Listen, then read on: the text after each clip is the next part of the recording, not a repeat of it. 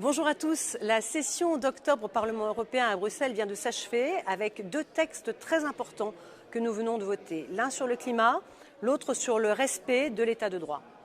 Sur le climat, nous avons voté une loi cadre qui nous oblige à nous projeter vers deux objectifs ambitieux.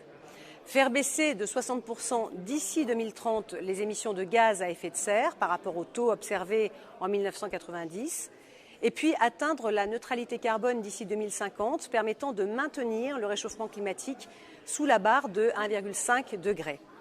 Pour atteindre ces deux objectifs, nous allons devoir modifier les textes existants dans le secteur du bâtiment notamment afin de développer beaucoup plus massivement les programmes de rénovation énergétique.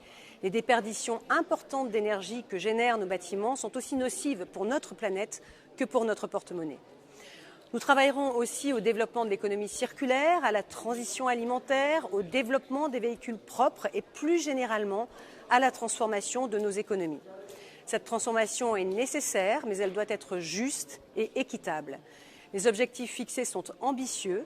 À nous d'accompagner nos industries, nos entreprises, nos artisans à être les acteurs de cette transformation.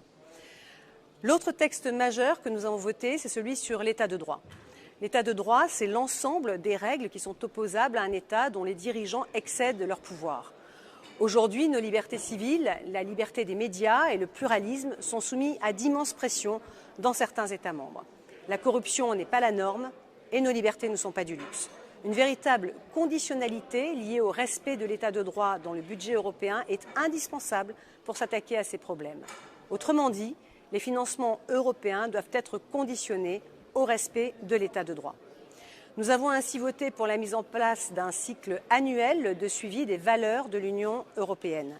Ce cycle sera coordonné par le Parlement européen, par la Commission et le Conseil, avec un groupe d'experts indépendants.